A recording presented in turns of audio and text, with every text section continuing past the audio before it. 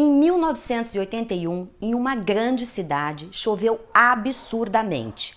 Foi a pior enchente da cidade em 70 anos. Caíram 150 milímetros de chuva por 4 horas, transformando as ruas em rios estrondosos, levando os carros que estavam no caminho. A enchente causou um prejuízo de mais de 100 milhões de dólares corrigidos aos dias atuais.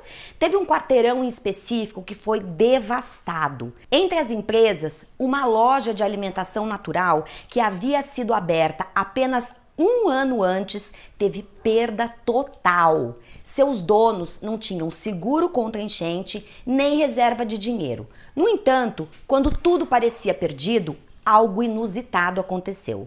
Os funcionários e clientes da loja se recusaram a deixá-la morrer. Eles começaram a aparecer com esfregões, baldes e pás.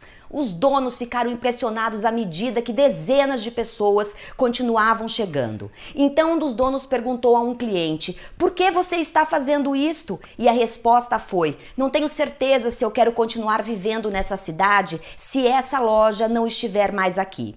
Ela faz uma grande diferença na minha vida."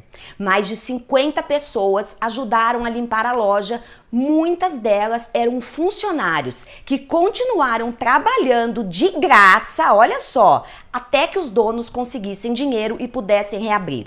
Revisitando o evento, um dos donos se perguntou: quantas empresas conseguem reunir um exército de voluntários para lutar na hora da necessidade? Hoje, mais de 35 anos depois dessa enchente, a empresa cresceu de uma loja para 360 unidades, com mais de 11 bilhões em vendas, onde a folha de pagamento já não é mais uma preocupação.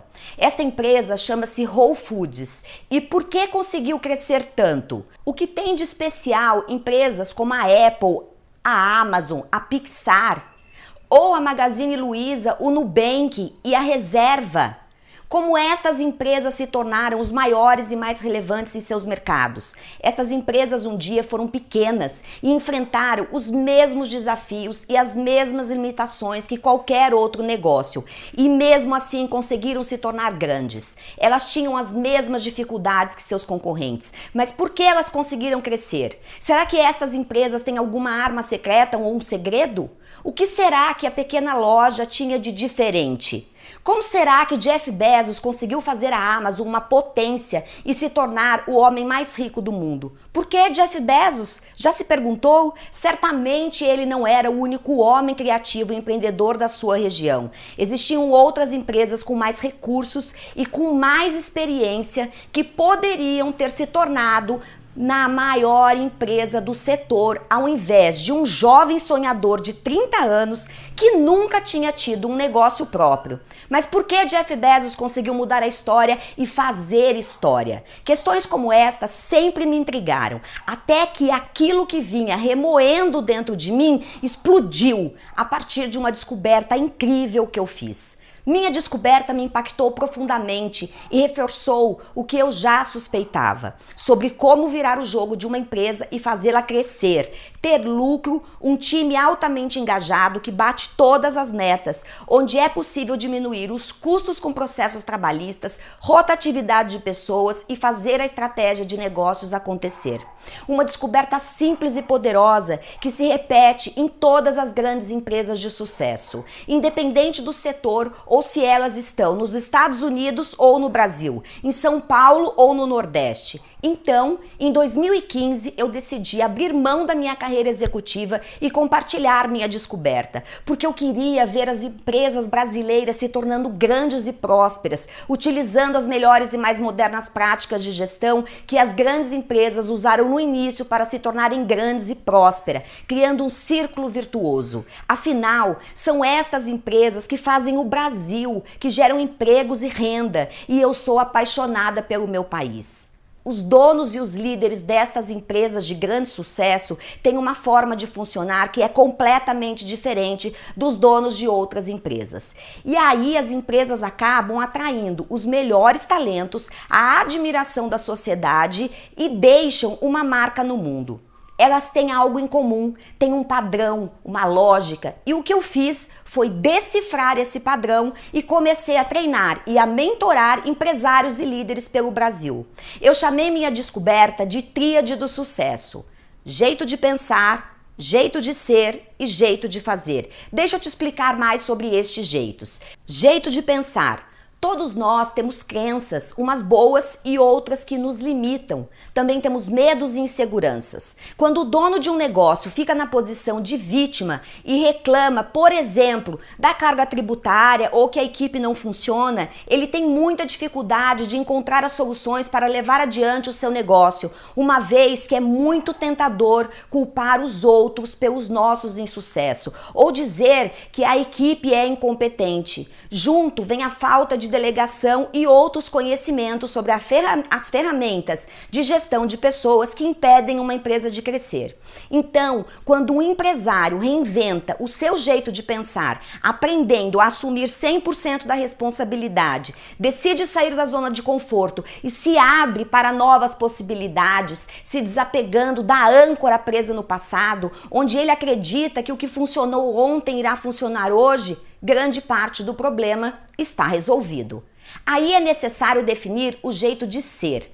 Todas as empresas entendem muito do seu produto ou do serviço que vendem, não é verdade? Mas poucas sabem qual é o seu jeito de ser. Produtos e serviços são facilmente copiáveis, mas o jeito de ser de uma empresa é praticamente impossível de ser copiado. Além disso, o jeito de ser atrai os talentos que ornam com a sua empresa. Afinal, o que são empresas sem pessoas? Nada acontece no ambiente de negócios se não for através das pessoas. É impossível construir um negócio sólido e lucrativo sem pessoas talentosas e engajadas e com senso de dono, porque são essas pessoas que irão se relacionar com os seus clientes e fazer com que os clientes queiram voltar e voltar e voltar. O jeito de ser das empresas oferece aos colaboradores uma razão, uma causa para lutar todos os dias. Ele também define qual é a regra do jogo e como todos devem se comportar. Sem essas definições, os colaboradores ficam completamente perdidos em campo. Depois que o dono da empresa fortalece o seu jeito de pensar, elimina suas velhas crenças, sai da zona de conforto e se abre para novas possibilidades e ainda define de forma consciente o jeito de ser da empresa, é hora do jeito de fazer.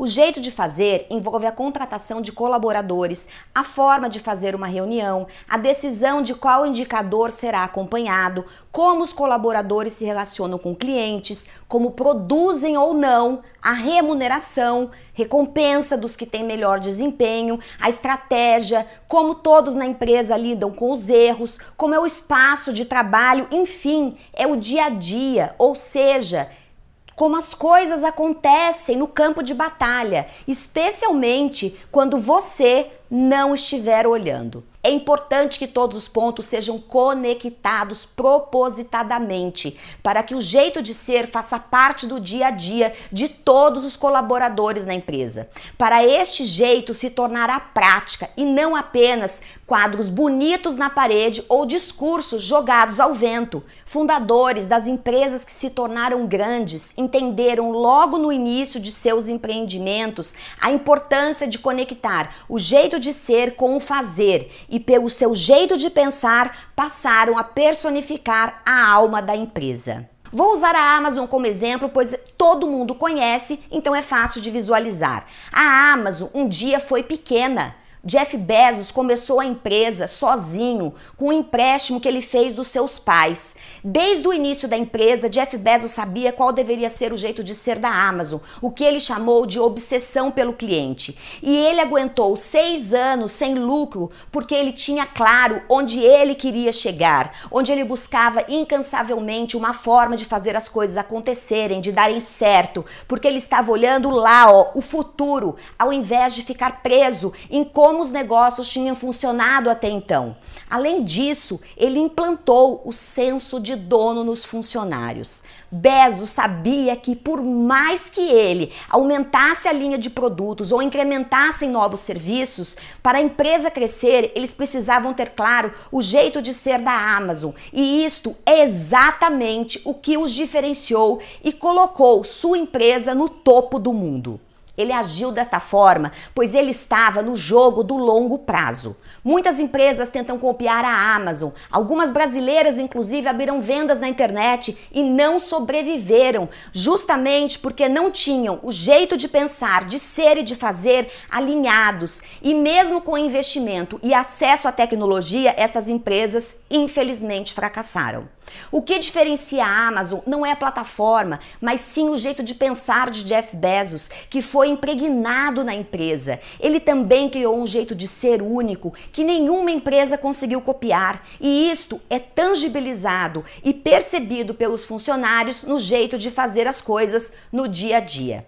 É justamente por ele transmitir, através do seu exemplo e de todas as decisões que ele toma no dia a dia, o jeito de ser da Amazon, desde aquelas que parecem mais insignificantes até as grandes decisões, que ele fez história. É por ele transmitir seu jeito para os líderes e os líderes para as equipes que ele faz da Amazon uma empresa admirada que cresce ano após ano. Não é a tecnologia que diferencia a Amazon dos seus concorrentes, nem seus escritórios. Aliás, os concorrentes também têm acesso às mesmas condições que ela, mas o jeito de pensar, de ser e de fazer da Amazon é que faz ela ser o que é. Isto faz com que ela tenha os melhores talentos loucos para trabalhar lá. E aquela pequena loja que teve perda total em Austin, que foi devastada e teve ajuda dos funcionários e clientes? Não foi pelos produtos que ela vendia que fizeram os funcionários e clientes ajudarem a reconstruir a loja.